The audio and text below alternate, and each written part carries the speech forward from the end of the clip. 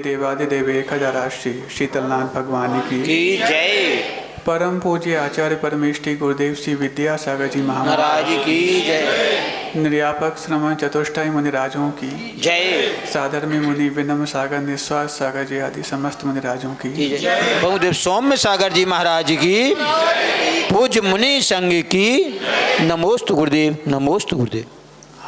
एक नीति याद आ रही है। क्या है वो नीति? कि विद्वानों की लोग प्रशंसा करते हैं, धनवानों से लोग ईर्ष्या करते हैं, बलवानों से लोग भय खाते हैं, लेकिन विश्वास उसी पर करते हैं जो आचरणवान होते हैं।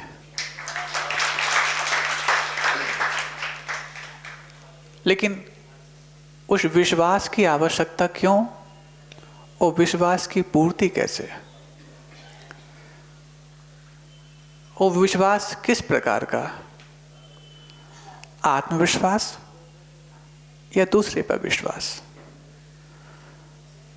तो आप लोग बोलते हैं, एक दूसरी बात कई बार सुनने को मिली थी कि व्यक्ति भोजन के बगैर 30-40 दिनों तक जिंदा रह सकता है, पानी के बगैर कुछ कम दिनों तक,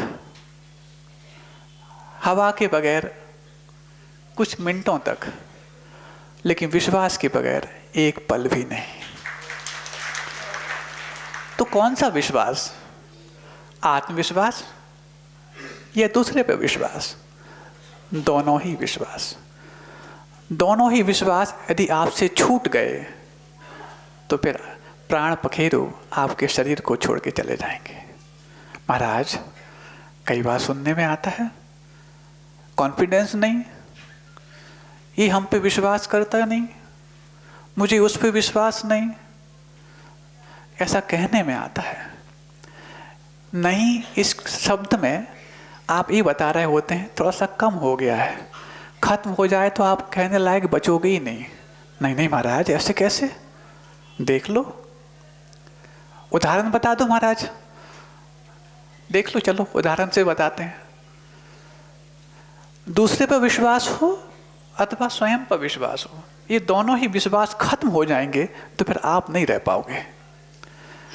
दूसरे पे विश्वास खत्म होता है तो कैसे हमारा जीवन समाप्त होता है? एक छोटा सा दृष्टांत आपने कई बार पढ़ा होगा, मैं सिर्फ याद दिलाऊंगा, पूरा दृष्टांत नहीं दूंगा। राजा श्रेणिक का किस प्रकार की घटनाएं उसके जीवन में घटनी सबको पता है। श्रेणिक चरित्र आप लोगों ने पढ़ा होगा कि उसका बेटा स्वयं का कुर्णिक किसी गलत संगति में पड़ करके और दुर्भावनाओं का शिकार हो करके अपने ही पिता को बंदी गृह में डाल देता है। और बंदी गृह में डालने के पश्चात संतुष्ट था कि मैंने एक अच्छा काम कर लिया, लेकिन जैसे सद्भावनाओं का बहुत दिन तक असर नहीं रहता, यदि सद्भावना भाने वाला ज़्यादा देर तक ना भाए तो दुर्भावनाओं का भी बहुत दिनों तक असर नहीं रहता, यदि दुर्भावना भाने वाला बहुत दिन तक उस संगति में ना रह पाए। तो हुआ ऐसा, उसको फिर बाद में दुर्भावनाओं की संगति कम हुई, सद्भावनाओं की संगति मिली, तो अपने ही गलती का अपराध बोध हुआ। और जैसे ही अपराध बोध हुआ, गहरा पश्चाताप करके कि मैंने कितना बड़ा अपराध कर दिया, अपने स्वयं के पिता को अपने ही हाथों से और सैनिकों को निर्देश दे करके और बंदी गृह में डाल दिया। अपराध बोध से विकसित होकर के अब पश्चाताप करता है कि डलवाया तो मैंने सैनिकों के हाथों था, लेकिन रिहा करके लाऊंगा मैं अपने हाथों से। और पहुंच जाता है स्वयं उस बंदी गृह में। राजा की वेशभूषा तो है ही, क्योंकि स्वयं पिता को अपदस्थ किया था और स्वयं पद पर बैठ चुका था, राजा बन चुका था। अब राजा की वेशभूषा में बंदी गृह में जा रहा है अपने पिता को रिहा कराने के लिए। अब वो जो श्रेणिक है सोचता है, पता नहीं अब क्या करने आ रहा है, ये मेरा बेटा, मेरे द्वारा पैदा किया हुआ मेरे यहाँ पर बंदी गृह में डाल दिया, इसके बाद भी संतुष्ट नहीं, और हाथ में कुछ लेकर आ रहा है। राजा की वेशभूषा तो है ही, घन लेकर आ रहा था, काय के लिए? वो ताला तोड़ने के लिए। लेकिन विश्वास नहीं हुआ अपने बेटे पर। ये देखो, मेरे लिए बंदी गृह में डालकर संतुष्ट नहीं, और यहाँ पर आकर के मेरे लिए घन से मारने आ रहा है। मैं अपने बेटे के हाथों से मरूं, इससे अच्छा तो मैं अपना आत्मघात कर लूं। बेटे पे विश्वास नहीं हुआ तो उसी सलाखों से सिर फोड़ फोड़ के उसने अपनी आत्महत्या कर ली। दूसरे पे विश्वास नहीं, एक पल आप जिंदा नहीं रह सकते, और आत्मविश्वास नहीं तो भी एक पल आप जिंदा नहीं रह सकते। कैसे महाराज? सुन लो। बहुत ऊंचे माले पे कोई खड़ा हो और बाई चांस कोई पैर स्लिप हो जाए उसका, और वो बीच में ही अपना आत्मविश्वास खो दे कि जमीन पे जाकर मैं बचूंगा नहीं, तो जमीन तो बाद में आती है, प्राण पहले निकल जाते हैं। तो आत्मविश्वास का खात्मा हुआ तो एक पल जिंदा नहीं रह पाए, और दूसरे पर विश्वास का खात्मा हुआ तो एक पल जिंदा नहीं रह पाए। दोनों ही विश्वास हैं जो आज आपको अपनी जिंदगी को बचाने के लिए कारण बने हैं बंधु। और इन दोनों ही विश्वास की पूर्ति होती है तो कैसे होती है? तो कहा ना कि विद्वानों की लोग प्रशंसा करते हैं, धनवानों से लोग ईर्ष्या करते हैं, बलवानों से लोग भय खाते हैं, लेकिन विश्वास उसी पर करते हैं जो आचरणवान होते हैं। आप पर भी यदि आपके परिवार की, आपका समाज का, आपका देश का विश्वास है तो आपके आचरण को देख करके ही होगा। जिस दिन आपका आचरण उनके लिए विश्वास की योग नहीं बचेगा, उस दिन वो भी अपने आप को बचाने में बहुत मुश्किल महसूस करेंगे। और आपका भी स्वयं पर विश्वास है तो सिर्फ इसीलिए है कि आप जिस चीज़ को दूसरों के सामने प्रेजेंट करते हैं वैसा प्रेजेंस अपने अंदर भी पाते होंगे, तब तो जाकर के उसके सामने आत्मविश्वास से प्रस्तुत हो पाते हैं। कोई आपकी तारीफ कर रहा हो, अरे वाह क्या आचरण है आपका, क्या ज्ञान है आपका, क्या विभूति और वैभव है आपका, लेकिन आप उस जैसा जो वो कह रहा है वैसा अंदर से नहीं पाते हो, तो क्या कॉन्फिडेंस आपके चेहरे पे आएगा? कॉन्फिडेंस आपकी बॉडी लैंग्वेज में आएगा? नहीं आ पाएगा। कुछ देर भले रह पाए, लेकिन जब जैसी वो प्रशंसा करेगा, जैसी भी गुणों की प्रशंसा आपके भीतर हैं ऐसी बाहर से की जा रही है यदि, लेकिन आप अब उस गुणों को अंदर नहीं पाते हैं तो अपनी ही नज़रों में झुक जाओगे, अपनी ही नज़रों में गिर जाओगे। व्यक्ति पहाड़ से गिर जाए तो फिर भी जिंदा रह सकता है, लेकिन अपनी नज़रों में ही गिर जाए तो जिंदा रहना बहुत मुश्किल हो जाता है बंधु। ऐसे ही हमारे जीवन में कुछ व्यवहार चल रहे होते हैं जिसमें हम अपने आत्मविश्वास को एक खोखले परिवेश में रख करके बढ़ाने का प्रयास करते हैं, नींव बिल्कुल कमजोर रखते हैं और इमारत आलीशान बनाना चाहते हैं। भीतर से किसी प्रकार का मजबूती जीवन में आ नहीं पाती और बाहर से दूसरों के लिए मंजूरी दिलाने का प्रयास करते हैं। ये आचरण विहीन प्रस्तुतिकरण कहीं ना कहीं हमारे जीवन में दूसरों को छल और छलावा पैदा नहीं कर रहा, खुद को अंदर से खोखला करता जा रहा है। और जब इस खोखलेपन का एहसास जीवन में होता है तो बाद में जाके पश्चाताप करने का भी कोई फायदा नहीं होता है। Because even every correct decision is wrong when it was taken too late. हर वो सही निर्णय गलत साबित होता है जब वह देरी से लिया जाता है। Because justice delayed is justice denied. न्याय में यदि देरी होती है तो न्याय को खारिज कर दिया जाता है। किस काम का वो न्याय जो समय पे नहीं आ पाया? किस काम का वो हमारे लिए मिला हुआ कानून जो हमारे जीवन में काम नहीं आ पाया? उसको खारिज कर दिया जाता है। सम्यक दर्शन होना और सम्यक दृष्टि होने के उपरांत अतीन्द्रिय ज्ञान की महिमा बहुत गाई जाती है बंधु, है भी, क्योंकि इंद्रियों के बीच में रह करके हम यदि किसी प्रकार के अपने सम्यक दर्शन को सुरक्षित रखना चाहें बहुत कठिन होता है। इंद्रियां तो रहीं, लेकिन इंद्रियों के विषयों के बीच में रह करके, तो सम्यक दृष्टि होने के उपरांत अतीन्द्रिय ज्ञान की महिमा तो बहुत गाई जाती है, जितेंद्रिय ज्ञान की महिमा नहीं गाई जाती। लेकिन एक बार यदि जितेंद्रिय ज्ञान की महिमा गाई जाने लग जाए तो फिर अतीन्द्रिय होने में देर नहीं लगती बंधु। फिर वो जितेंद्रियपना ही है जो अंत में जाकर के आपको अतीन्द्रिय होने का सौभाग्य प्रदान करेगा। लेकिन अतीन्द्रिय ज्ञान की महिमा गाते गाते गाते गाते गाते जीवन भी निकल जाए, ना जितेंद्रिय होने का सौभाग्य मिलेगा और ना अतीन्द्रिय होने का सौभाग्य मिलने वाला है। एक बार तो हमारे जीवन में वो जितेंद्रियपना आए। महाराज, अतीन्द्रिय हो चाहे जितेंद्रिय हो, फर्क क्या पड़ता है? बहुत फर्क पड़ता है। क्या फर्क पड़ता महाराज? जितेंद्रिय मतलब ही जिसने इंद्रियों को जीत लिया है, और अतीन्द्रिय मतलब वो जो इंद्रियों से अतीत हो चुके हैं। बहुत फर्क है। कितना फर्क है? तो एक मार्ग और मंजिल में जो फर्क होता है वही फर्क जितेंद्रिय और अतीन्द्रिय का होता है। अतीन्द्रिय होना मंजिल पे प्राप्त होता है और जितेंद्रिय होना उस मंजिल तक जाने के लिए मार्ग के रूप में प्राप्त होता है। और आज तक किसी व्यक्ति को मार्ग मिले बगैर मंजिल मिली हो 3 काल में संभव नहीं, बल्कि मार्ग इन 6 कालों में 2 कालों में प्राप्त होता है। मंजिल सिर्फ 1 काल में प्राप्त होती है।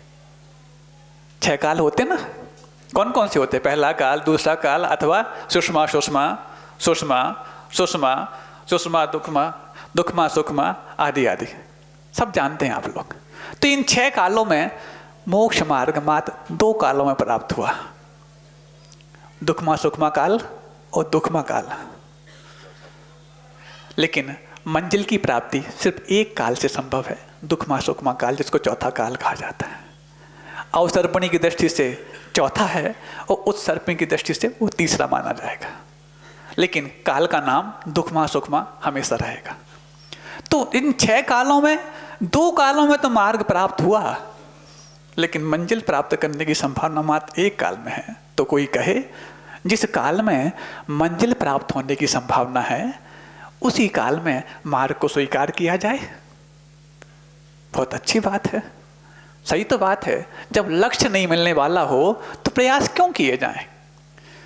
और ऐसे जब लक्ष्यहीन प्रयास किए जाते हैं, इसी से तो हमारा अनंत संसार पड़ा हुआ है। बहुत अच्छी बात है। मतलब इस प्रकार की नीतियां हमारे दिमाग में हमेशा स्थायी रहती हैं कि मंजिल ना हो और प्रयास किया जाए तो सिर फोड़ना है क्या? मंजिल ना हो फिर भी प्रयास किया जाए, इस सिर फोड़ने के लिए काम नहीं बनते। हमेशा सिर फोड़ने के लिए कारण नहीं बनते, कई बार सिर खोलने के लिए भी कारण बनते हैं। कैसे महाराज? क्या कभी हमारे लिए दुखमा सुखमा काल नसीब नहीं हुआ क्या? हाँ, हुआ तो होगा एक आध बार, एक आध बार नहीं, कईयों बार, अनंतों बार नसीब हुआ।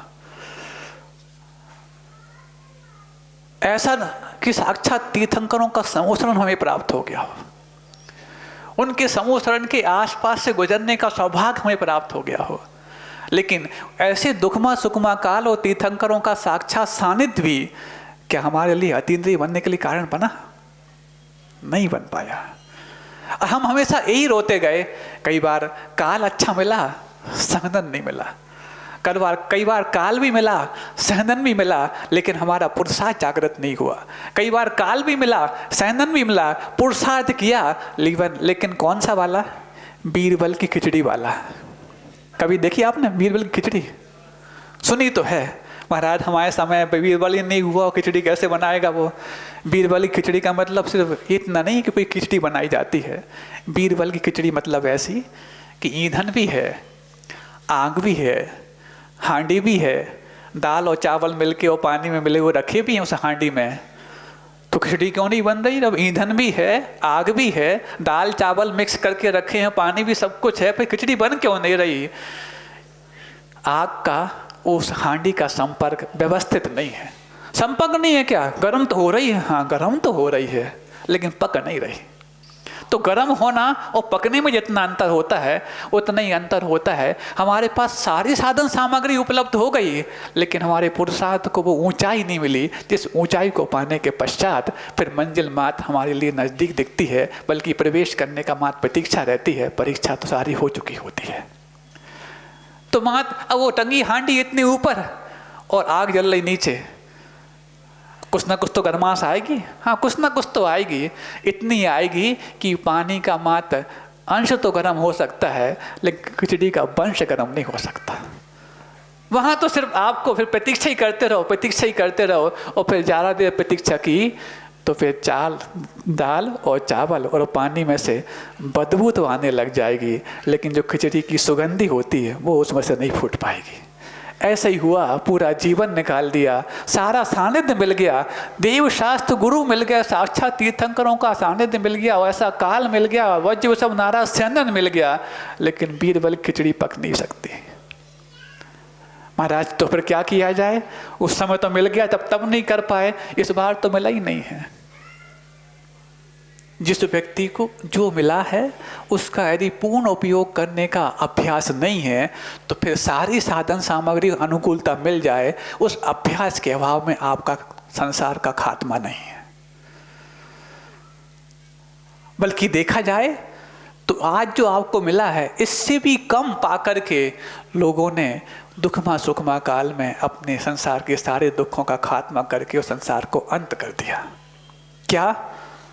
हमेशा आपके लिए योग, देश, कुल, वातावरण मिलना बहुत कठिन है, जो इस काल में मिल चुका। संगी पंचेंद्रीय पर्याय प्राप्त करना बहुत कठिन है, जो आपको इस काल में मिल चुकी है। मनुष्य पर्याय प्राप्त करना और दुर्लभ है, जो आपको मिल चुकी। सच्चे गुरुओं का सानिध्य मिल पाना बहुत कठिन है, जो आज आपको मिल चुका। उन तक हमारी भावना प्रेषित करने का भाव हो पाना बहुत कठिन है, जो आज आपको मिल गया।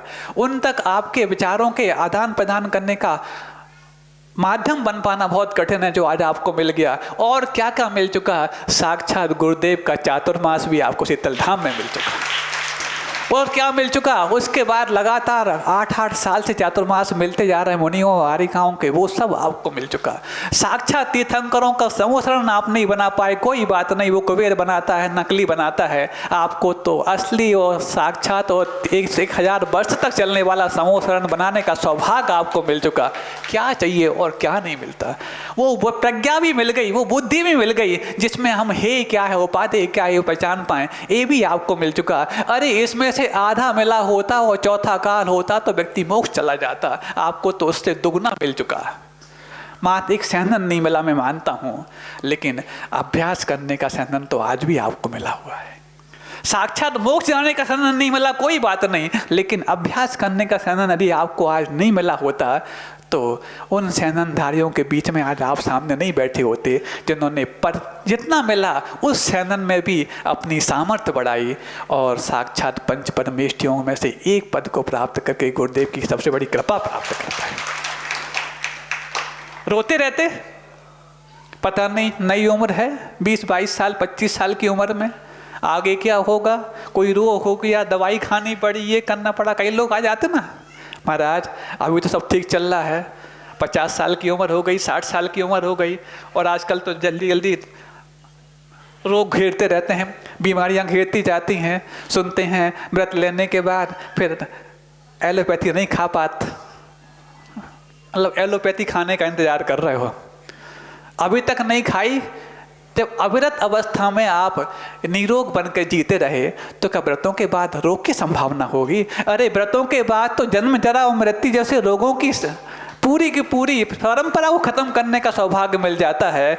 तो क्या आपके जीवन में सर्दी खांसी और छोटे मोटे रोग को ठीक करने का सौभाग्य नहीं मिलेगा? और यदि हो भी जाए तो आपके पास है ना आयुर्वेद, है ना पूर्ण आयु, और है तो आचार्य विद्यासागर जी महाराज का ऐसा सशक्त आशीर्वाद जो आपके लिए दीर्घायु नहीं, अब तो पूर्ण आयु बनाने के लिए कारण बन सकता है।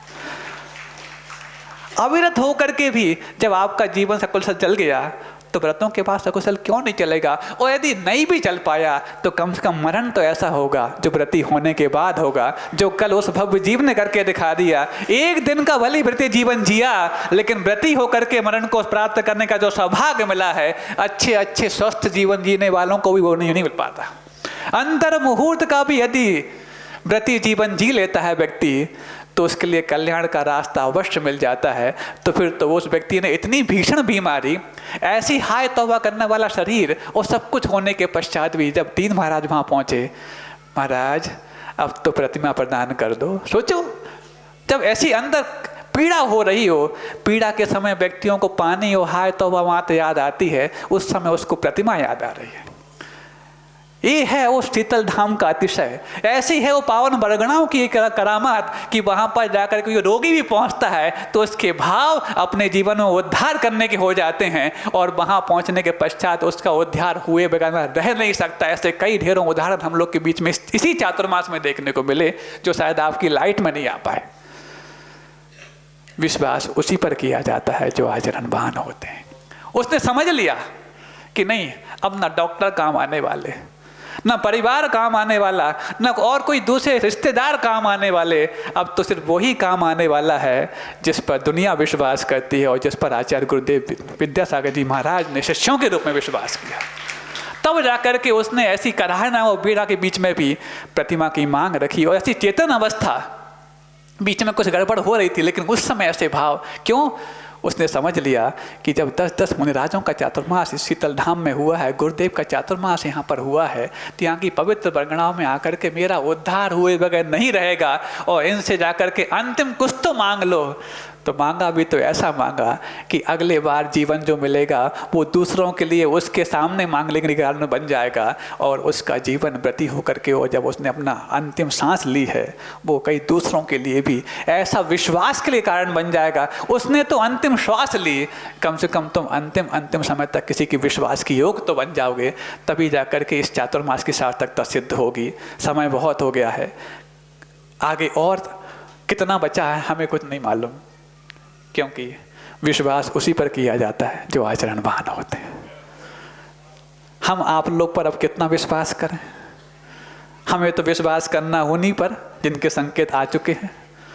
विश्वास उसी पर किया जाता है जो आचरणवान होते हैं, लेकिन विश्वास के लिए पहले अपने अंदर के आचरण की शुरुआत अवश्य की जाती है। आत्मविश्वास हो चाहे उन पर विश्वास हो। एक अंतिम बात कह के मैं अपना विराम दे रहा हूँ। छत्तीसगढ़ की बात, जब गुरुदेव का बिहार हम लोग सब वहाँ छत्तीसगढ़ में चल रहा था, एक धमतरी के बाद बिहार चल रहा था, एक कोई गांव था भा से करके, नाम पूरा याद नहीं आ रहा। तो वहाँ एक स्कूल में सुबह का समय था, वहाँ पर आहारचर्या होनी थी। तो आहारचर्या के समय क्या होता है कि चूँकि स्थान छोटा था, संघ बड़ा था, तो 2 शिफ्टों में आहारचर्या होनी थी। पहली शिफ्ट में गुरुदेव और जो कुछ महाराज आहार पे निकल गए, हम लोग बाद में निकलने वाले थे। उस समय हम नए थे, अभी भी नए हैं। क्यों, पुराने हो गए क्या? ओल्ड का मतलब बूढ़े हो गए क्या? तो क्या, हाँ नए तो हैं ही। तो बस हम लोग प्रतीक्षा कर रहे थे कि गुरुदेव आएंगे, फिर उसके पश्चात थोड़ा सा व्यवस्थित हो जाए उसके बाद। तो इसी बीच में क्या, गुरुदेव जैसे ही उस एक स्कूल में आहारचर्या था और एक स्कूल में, छोटे स्कूल में हम लोग रुके हुए थे। तो सामने से आचार्य चलते हुए आ रहे थे, लगभग 100-200 मीटर का अंतर होगा। अचानक एक आदिवासी महिला वहाँ पहुँचती है, अपने छोटे से बच्चे को ऐसे गोदी में साइड में लिए हुए, बाबा कुछ उद्धार कर दो, बाबा कुछ उद्धार कर दो, ऐसा कुछ शब्द बोलते जा रही। कुछ छत्तीसगढ़ी भाषा में बोल रही, कुछ हिंदी भाषा में भी बोल रही। समझ में आ रहा है कि कुछ दुखी है, कुछ पीड़ा इसको है। तो गुरुदेव ने देखा, हाँ अच्छा, ऐसी रास्ते में बोलते हैं, वहाँ बैठ जाएं, वहाँ बात करते हैं। अब देखो, जैसे ही गुरुदेव पहुँचते हैं, आपको सब पता ही है, आहार के बाद सब वहाँ पर एकदम से भीड़ हो जाती है, और ट्रस्ट कमेटी वाले और सब ये दानदाताओं का वहाँ पर लोग हुजूम हो जाता है। उस आदिवासी महिला जिसके अंदर एक पीड़ा होगी, जिसके चेहरे पर एक उम्मीद की किरण होगी, वो जाकर के वहाँ पहुँचती है जैसी। तो गुरुदेव, हाँ तुम लोग चलो पीछे चलो, सारे ट्रस्टियों को, सारे वो दानदाताओं को, जो भी कमेटी थी उन सबको, हाँ तुम रखो, पहले उसको बुलाओ। देखना, करुणा जब अंदर इतनी उछाल मार रही हो तो सारी चीज़ें सब धरे रह जाएंगी। हम लोग वहाँ पर खड़े हुए हैं कि आचार्य जब बैठ जाएंगे, हम लोग उनसे नमोस्तु करके आहार के लिए निकलेंगे।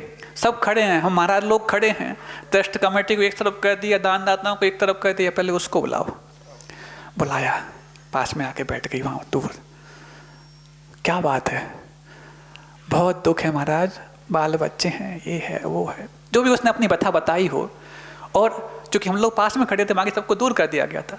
तो एक एक कोई महिला से मात अपने बच्चे को लेकर आई हो, वो सब बातें किसी दूसरे व्यक्ति के सामने, वो भी कोई अपरिचित हो, वो भी पुरुष के रूप में हो, अपरिचित हो और पहली पहली बार देखा हो, उसके सामने वो सब बातें खोल पाना बहुत कठिन होती हैं जो उसने मात एक अपरिचित व्यक्ति के सामने खोल दी। और ऐसी सब ऐसा ऐसा मेरे साथ है, ये है, वो सब बातें बता दी। घर के किसी व्यक्ति को भी समा बता पाना बहुत कठिन होता है, वो सब बातें उसने बता दी। गुरुदेव ने सुना, कुछ आशीर्वाद दिया, थोड़ा ढांढा से बताया।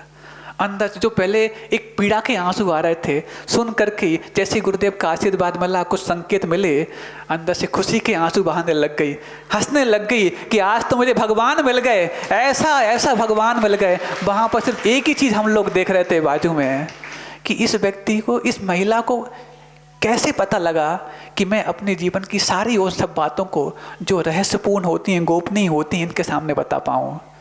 पहली बार आए हैं उस पूरे एरिया में, किसी भी दिगंबर जैन साधुओं का कभी इसके पहले बिहार ही नहीं हुआ था। श्वेतांबर साधु वहाँ पर बहुत, श्वेतांबर समाज बहुत थी, दिगंबर समाज भी नहीं थी, और वो ये जो एरिया था, उस एरिया से कभी कोई दिगंबर साधु निकला भी नहीं था। उसने क्या सोचा और क्या सब बातें वहाँ बताई। विश्वास उसी पर किया जाता है जो आचरण बात होते हैं, और आचरण की पराकाष्ठा जब सामने देखने को मिल रही है कि निर्गन दिगंबर मुद्रा है, जिसमें कुछ भी कुछ छुपाने लायक कुछ नहीं रहा, कुछ भी दूसरों को छलने लायक कुछ नहीं बचा, तो उसने भी दिल खोल करके कुछ छुपाने लायक नहीं बचाया और सारी अपनी बता गुरुदेव के चरणों में बता दी। और गुरुदेव ने समाधान दे करके और आशीर्वाद दिया। बाद में रह करके जब लोगों ने देखा कि ये कैसी पुण्यशाली है कि सारे बड़े बड़े श्रेष्ठी और वो खड़े हुए हैं, और इसको गुरुदेव ने बुला करके कम से कम 15 से 20 मिनट समय दिया। हम लोग 15-20 मिनट खड़े रहे वहाँ पर। अब ठीक है, हो ही जान दो, इसका पुण्य है तो हो जान दो, अपन तो कभी भी आहार कर लेंगे।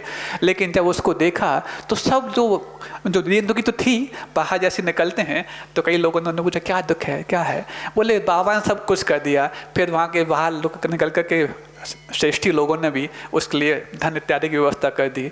ऐसी तृप्त हो गई। आचरणवान जो होते हैं उन पर विश्वास का इससे और नायाब उदाहरण कहाँ देखने को मिल सकता है। अब आपको अपने विश्वास को बढ़ाने के लिए क्या क्या करना है, देखना है। आपके जीवन में भी दूसरों का विश्वास कायम हो और आप भी अपने आत्मविश्वास को प्राप्त कर पाएँ। इन्हीं भावनाओं के साथ अहिंसा परमो धर्म की, बोधि समाधि परिणाम शुद्धि, स्वात्मोपलब्धि शिव शौक सिद्धि, चिंतामणिं चिंतित वस्तु दाने, त्वां वंदे मानस्य ममास्तु।